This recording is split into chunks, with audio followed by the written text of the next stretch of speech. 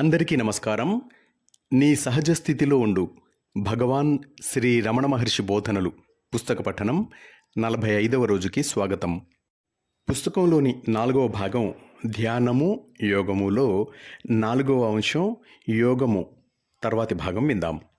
భగవాన్ శ్రీ రమణ గీతలో చెప్పినట్టు చిత్ జడ గ్రంథిని అంటే చైతన్యాన్ని దేహంతో తాదాత్మ్యం చేసే గ్రంథిని ఛేదించడానికి ప్రాణాన్ని సుషుమ్నలోకి ఎట్లా మార్చటం?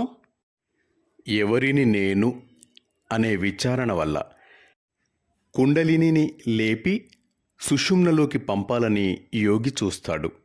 జ్ఞానికి ఈ ఉద్దేశం ఉండదు. అయినా ఇద్దరూ ప్రాణాన్ని సుషుమ్నలోకి పంపి చిత్ జడ గ్రంథిని ఛేదించగలుగుతారు. ఆత్మకి గాని శక్తికి గాని కుండలిని మరొక పేరు. అంతే. మనం ఈ శరీరానికే పరిమితులము అన్న భావం ఉండటం వల్ల అది శరీరం లోపలే ఉంటుంది అంటుంటాం. నిజానికి అది లోపల బయట కూడా ఉంది. అది ఆత్మకి ఆత్మశక్తికి భిన్నం కాదు. స్వామి, కుండలినిని సుషుమ్న ద్వారా పైకి ఎక్కేట్టు చేయటానికి చక్రాలని ఎట్లా మధించాలంటారు?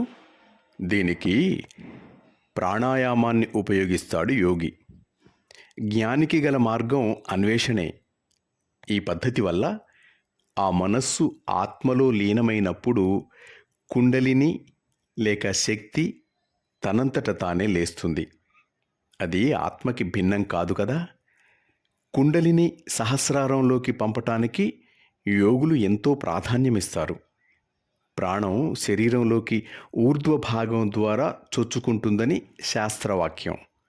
దానిని అనుసరించి వియోగం అట్లాగే ఏర్పడిందని, యోగాన్ని అంటే కలయికని సాధించాలంటే దానికి వ్యతిరేక మార్గం కావాలని అంటారు. అందువల్ల యోగాభ్యాసం వల్ల ప్రాణాలను అన్నిటినీ కూడగట్టుకొని యోగసిద్ధికి ఊర్ధ్వ భాగానికి రావాలంటారు. ఇది జ్ఞాని చెప్పేది.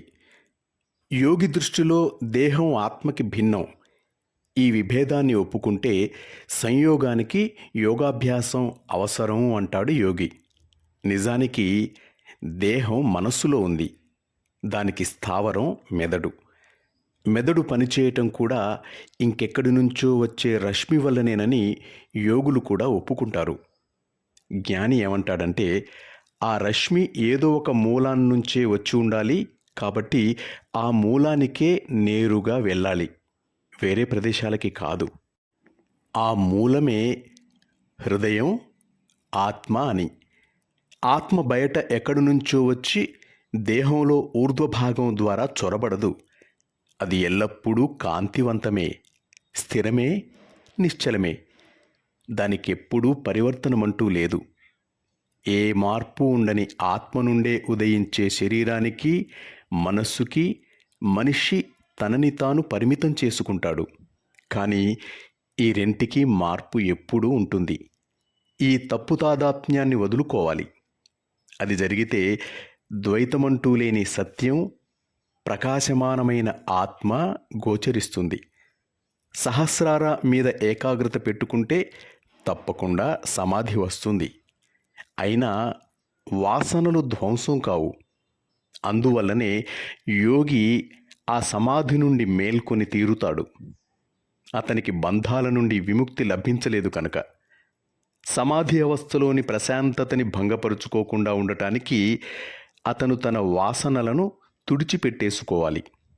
అందువల్ల అతను సహస్రార నుండి జీవనాడి ద్వారా హృదయంలోకి వెళ్తాడు. అంటే సుషుమ్నకి ఒక వంపు ఉందన్నమాట. మూలాధార చక్రం వద్ద ప్రారంభమై సుషుమ్న ద్వారా సహస్రార వరకు ప్రాకి అక్కడ ఒక వంపు తిరిగి హృదయంలోకి దిగుతుంది. ఈ హృదయాన్ని యోగి చేరుకోగానే సమాధి పూర్తవుతుంది. అంటే ఆఖరి చక్రం హృదయం అన్నమాట. భగవాన్, హఠయోగ అభ్యాసాల వల్ల జబ్బులు కుదురుతాయని, అందువల్ల జ్ఞానయోగాన్ని ప్రారంభించే ముందు ఆ అభ్యాసాలను చేయాలని అంటారు కదండి. అట్లా అనేవాళ్ళని చేసుకొని మా అనుభవం అది కాదు. నిరంతరం ఆత్మవిచారం చేస్తూ ఉంటే అన్ని జబ్బులు మాడిపోతాయి. శారీరక ఆరోగ్యం ఉంటేనే గాని మానసిక ఆరోగ్యం ఉండదు అనే భావంతో ప్రారంభిస్తే దేహంపై తీసుకోవలసిన శ్రద్ధకి ఇక అంతే ఉండదు. అంటే ఆత్మవిచారానికి హఠయోగం అక్కర్లేదా అండి? ఎవరికి అనువైన మార్గాన్ని వారే ఎంచుకుంటారు వాళ్ళ పూర్వ సంస్కారాల వల్ల. ఈ వయస్సులో నేను హఠయోగం చేయవచ్చా స్వామి? దాని గురించి అంత ఆలోచన ఎందుకు? ఆత్మ నీకు బయట ఎక్కడో ఉందనుకోవడం వల్లనే ఈ కోరిక, ఈ ప్రయత్నమును. కానీ నీ ఉండనే ఉన్నావు కదా. నిన్ను నీవు విడిచిపెట్టి ఎక్కడో బయట ఉన్నదానికోసం ప్రాకులాడటం ఎందుకు? ఆత్మవిచారానికి హఠయోగం ఒక సాధన అని అపరోక్ష అనుభూతిలో ఉంది కదండి. శరీరాన్ని దృఢంగా ఉంచుకోవటం వల్ల ఆత్మవిచారం ఏ అంతరాయము లేకుండా కొనసాగించవచ్చు అని హఠయోగులు అంటారు. అంతేకాక ఈ విచారం సఫలవంతంగా సమాప్తం కావటానికి వీలుగా ఆయుర్దాయాన్ని కూడా పొడిగించవచ్చు అని అంటారు. కొందరు కాయకల్ప చికిత్సను కూడా ఈ ఉద్దేశంతోనే చేసుకుంటారు. దీనికి వాళ్ళు ఈ ఉపమానం చెప్తారు. చిత్రం బాగుండాలంటే నేపథ్యం శుభ్రంగా ఉండాలి అని. నిజమే. కానీ చిత్రమేమిటి, నేపథ్యమేమిటి? వాళ్ళ ఉద్దేశ్యంలో శరీరం నేపథ్యం, విచారణ చిత్రం. కానీ శరీరమే ఆత్మ అనే నేపథ్యంపై చిత్రం కాదా? కానీ హఠయోగం గొప్ప సాధనం అని అంటారే? నిజమే. వేదాంత పండితులు కూడా దానిని అభ్యసిస్తారు. లేకపోతే వారి మనస్సు అణిగి ఉండదు. అంటే ఇంకే విధంగానూ మనస్సుని నిశ్చలం చేసుకోలేని వారికి అది ఉపయోగిస్తుందని అనుకోవచ్చు. ఆసనాలు అంటే ఏమిటి? వాటి అవసరం ఉందా స్వామి? యోగశాస్త్రాలలో అనేక ఆసనాలు, వాటి ప్రయోజనాలు వివరింపబడి ఉన్నాయి. పులి చర్మం, దర్భలు మొదలైనవి కూర్చోటానికి ఆసనాలు. పద్మాసనం, సుఖాసనం వంటివి మరికొన్ని ఉన్నాయి. నీ గురించి నీవు తెలుసుకోవటానికి ఇవన్నీ ఎందుకు? అసలు విషయం ఏమిటంటే ఆత్మ నుండి అహంకారం ఉదయిస్తుంది. తానే శరీరం అనుకుంటుంది. ఈ ప్రపంచమే నిజము అనుకుంటుంది. ఈ అహంభావంతో వెర్రిగా చూస్తూ ఆసనాల కోసం వెతుక్కుంటుంది. అటువంటి వ్యక్తి తానే కేంద్రమని, అన్నిటికీ ఆధారం తానేనని ఎరుగడు. అతను కదలకుండా ఉండటానికే ఆసనం.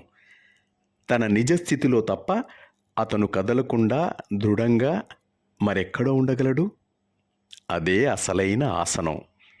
విశ్వమంతా స్థిరంగా నిలబడే స్థావరం ఆత్మేనన్న జ్ఞానం నుండి కదలకుండా ఉండటమే సమాధిని పొందటానికి ఏకైక ఆసనం. మాస్టర్స్, యోగము అనే ఈ అంశం తర్వాతి భాగాన్ని రేపు విందాం. అంతవరకు సెలవు తీసుకుంటూ మీ నవీన్, వరంగల్.